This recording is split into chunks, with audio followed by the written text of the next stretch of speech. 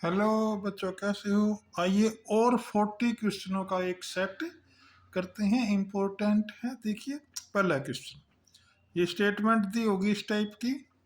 हमें एलसीएम ज्ञात करना होगा। एलसीएम का फार्मूला होता है पहला पद गुणा दूसरा पद बटे एचसीएफ। इसको हल कर लेंगे, आ जाएगा सी पार्ट, इसका आंसर हो जाएगा। इसके भी सभी अभाज्य गुणनखंड लिखने हैं, ये हमारा सी पार्ट इसका आंसर हो जाएगा। देखो भाई, खालिस्तान भरना है। परिमेय और अपरिमेय संख्याएं मिलकर वास्तविक संख्याएं बनाती हैं, तो क्या आ जाएगा? अपरिमेय। इनमें से कौन सा बहुपद है ये बताना है भाई। इसका डी पार्ट आंसर हो जाएगा। द्विघात बहुपद के शून्यकों का गुणनफल ये होता है सी बटा ए। सी इसमें -15 और ए हो गया 1, तो इसका आंसर हो गया -15 आंसर हो जाएगा।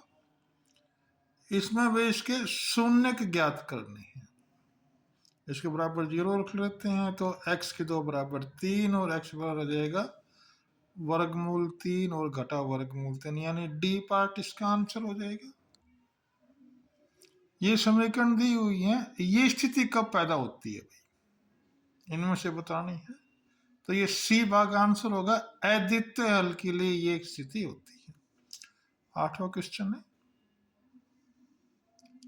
मूल वास्तविक होंगे, यानी हमने बी स्क्वायर -4ac बड़ा है बताना है, तो ये इसका ही आंसर हो जाएगा, क्योंकि 12 ये आंसर हो रहा है।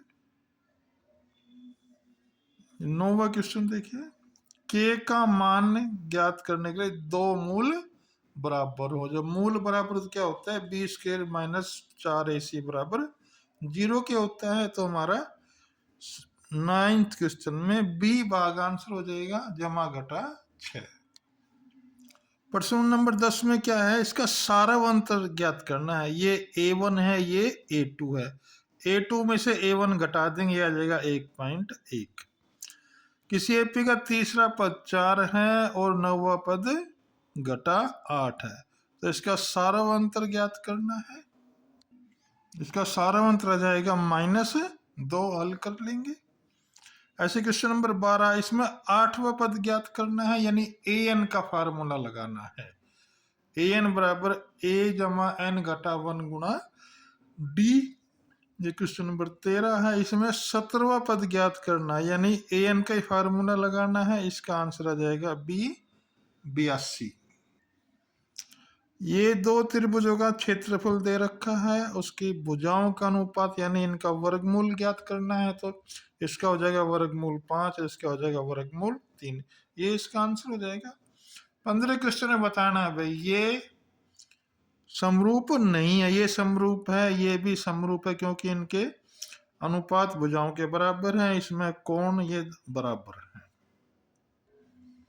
सी भाग आंसर हो जाएगा, क्योंकि इनमें भुजाओं का अनुपात बराबर नहीं है। डी भाग ठीक है।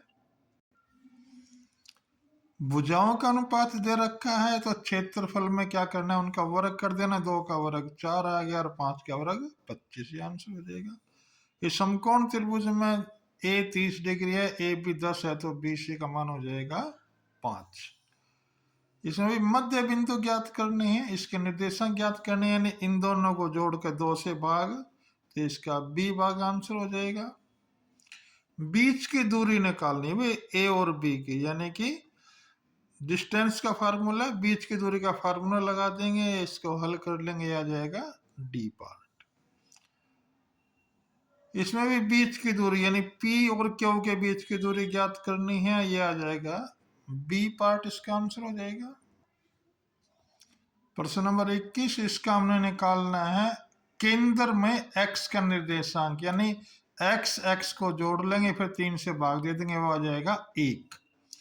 इसमें देखिए भाई, 5 कॉमन ले लेते हैं, 1 घटा कोस स्क्वायर होता है, ये साइन स्क्वायर, तो इसका सी भाग आंसर हो जाएगा। ये सीकेंड थीटा दे रखे 5/3, तो कोट का मान हो जाएगा 3/4। हमने त्रिभुज बना के निकालना है। ऐसे इसमें 3 कॉमन आ जाएगा, हमारे पास फार्मूला है, तो बी 3 आंसर हो जाएगा। इसमें देखिए अभी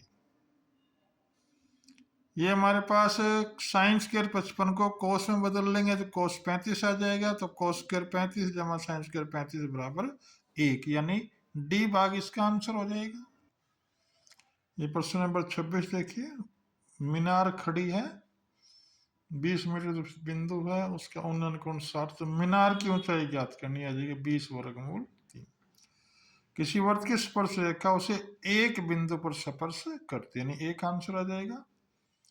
ये वही सवाल है, इसमें त्रिज्या निकालनी है तो ये हो जाएगा डी भाग इसका आंसर हो जाएगा। अधिकतम संख्या भी, एक वृत्त पर समानांतर स्पर्श रेखाओं की अधिकतम संख्या 2 हो सकती है। ये क्वेश्चन नंबर 30 देखिए, ये असत्य है। ये प्रश्न नंबर 31 है, इसमें चाप की लंबाई ज्ञात करने तो क्या आ जाएगा, थीटा बटे 360 गुणा 2 पाई आर, ये आर स्क्वायर नहीं, इसमें आर ही आएगा। ये क्षेत्र दीर्घ का निकालना है तो 360 घटा थीटा, यानी जो डिग्री दे रखी है, बटे 360 गुणा पाई आर स्क्वायर।